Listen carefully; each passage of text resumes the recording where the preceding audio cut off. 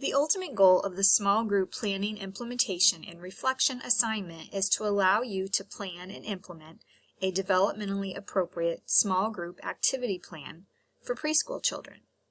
Since this is a big assignment, we have broken it down into manageable pieces. There are 4 parts to this assignment.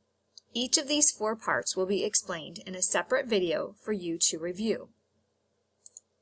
When thinking about the small group activity plan you are creating, consider the videos that you have watched during your observation assignment.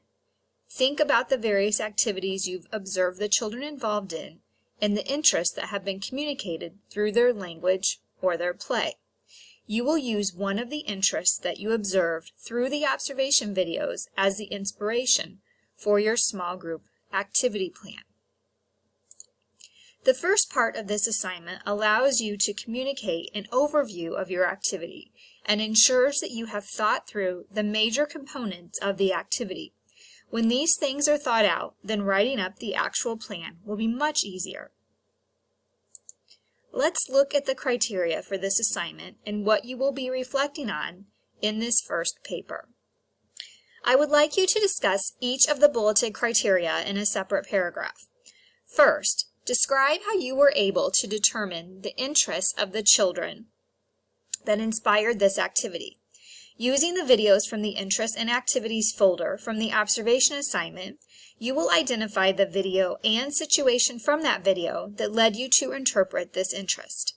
For example, you could have observed some children in one of the videos creating a restaurant in the house area, so you decide to plan a small group activity where they will create a menu for this restaurant.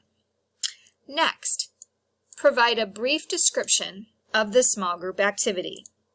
This will not be using any type of activity planning format, but just a brief paragraph giving an overview of what the activity entails. In the third paragraph, you will discuss the learning standards you have chosen for this activity and how they will guide the learning process during this activity.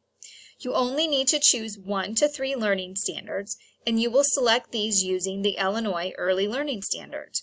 You can access a link to those standards on the menu bar on Blackboard. The next paragraph will focus on active participatory learning. You will discuss how the activity supports the 5 components of active participatory learning. Remember that those 5 components include materials, manipulation, choice, child language and thought, and adult scaffolding.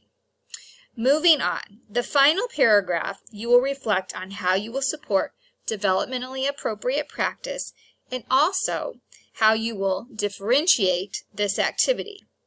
When considering DAP, you automatically take into consideration the diverse needs of the children, which go hand in hand with differentiating the activity.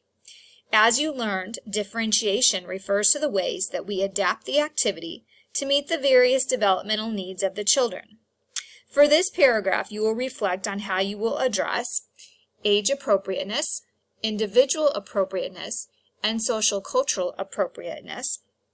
In addition, you will need to consider that the students will approach this activity in very different ways based on their level of development.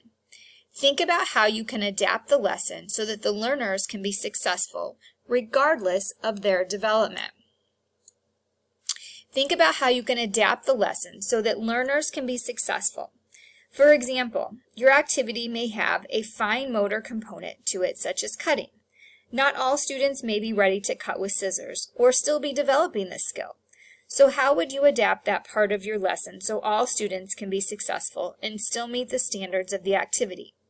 Going back to the menu idea, children would represent the food choices in different ways. Some children may want to draw pictures of the food, or you could have pictures for them to glue.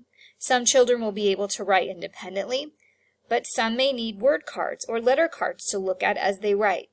All of these ideas would be ways the activity could be differentiated to meet the various developmental needs of the activity.